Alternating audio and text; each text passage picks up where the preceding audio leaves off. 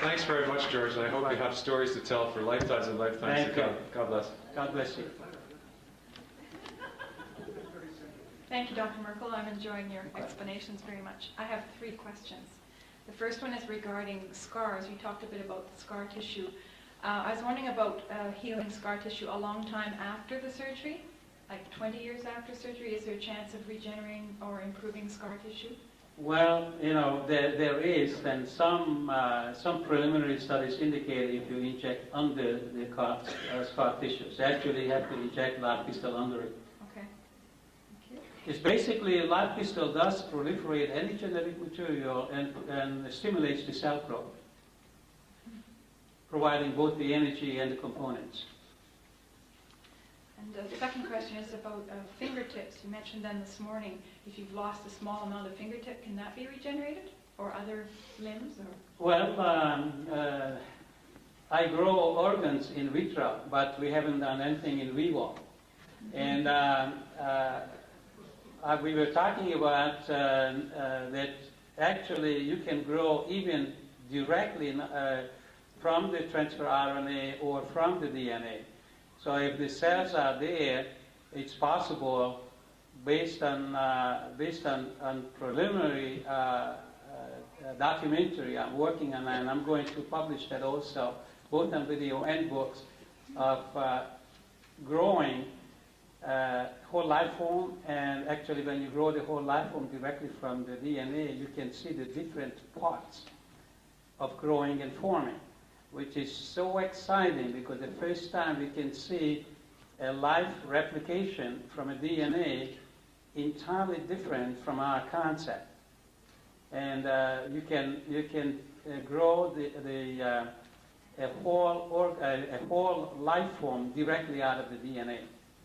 Now the first one was the Chondriana, but now we're getting a little bit more into it as we're learning more about the process. But as far as experimenting of growing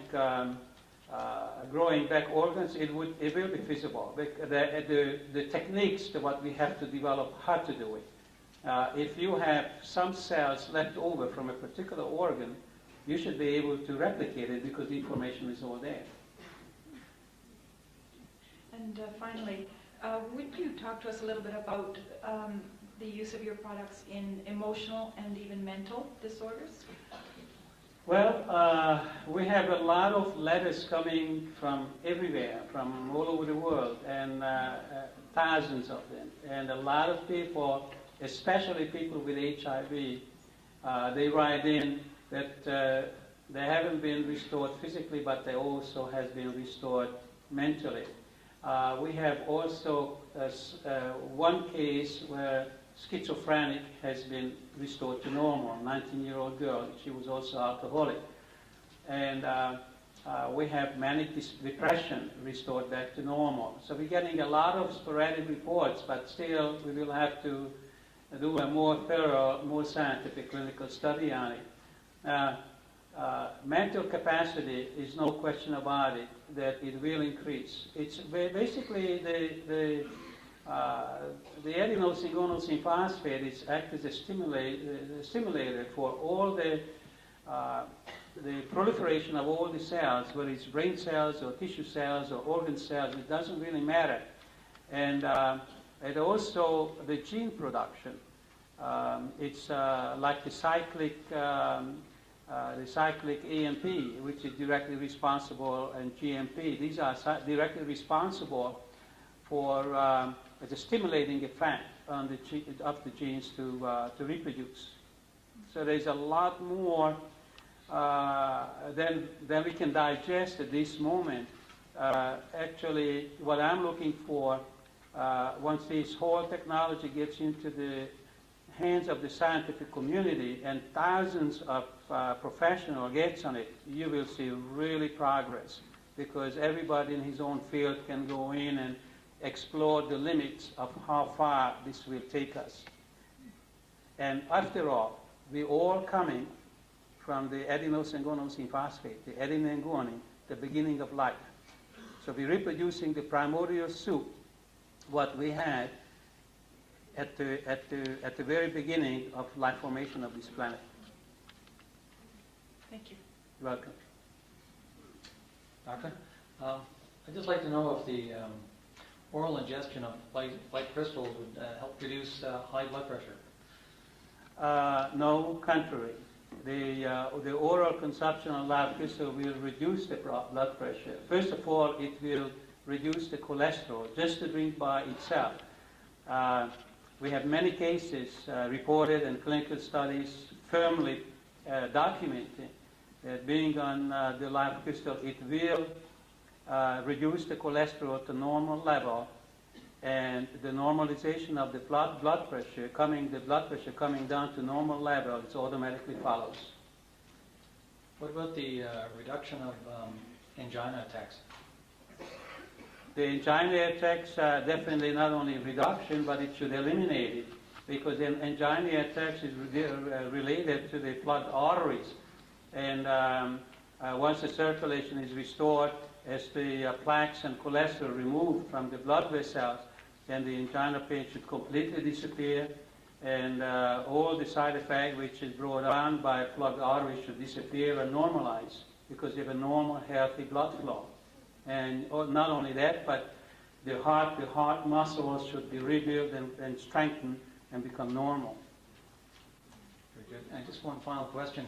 Would the use of liquid crystals help in reducing the potential for Alzheimer's? Again, we have some reports, not in writing, but we have a product where we combine the live crystal with ginkgo. Now, our process lends itself not process or extract valuable remedies from herbal compounds. In other words, you can take the Chinese traditional medicine and you can modernize them. You can extract the active ingredients, purify them to a high degree, and make them injectable. So they're much more effective than just drinking the herbal tea, because every time you make that herbal tea, you're getting a very small fragment of the ingredients out of that leaves. This was the reason we took the ginkgo and combined the ginkgo with live crystal. And when this was given to people who had a problem of a similar sort, they recovered from it very efficiently. And we have some pretty good clinical data forthcoming in the very near future on it. We already know the verbal reports, but we're going to have written reports on it. Thank you very much. You're welcome. Hi, George. Hi. Thanks for being here and for all your great explanations. Quite I have welcome. learned so much today. I've appreciated that and your patience. And unfortunately, I represent a few people and have a few questions. But there's one thing here that nobody has asked about yet. And I've talked to a person on the phone. His wife is severely afflicted by silicone poisoning. And he said, if you can tell me if life crystals will detach the silicone from, I think it's the DNA that it attaches to, I'll make you rich. What that would be fun, but I'd like to be able to help this man because he's connected to that whole community. Has anybody done anything with silicone poisoning yet? No, we haven't done anything silicone poisoning, but we have some clinics who are doing clinical study with great success of restoring the breast of women who had silicone implants. And as you know, sometimes, it just everything begins to decay in there. So when they open up, sometimes they don't have to open because it's already oozing and open. But they go in with live crystal and they restore it and to perfect health. They have to rebuild it from inside out, and there's great success reported by this very reputable clinic, the restoration of the breast from people who had silicone implants and got into complications.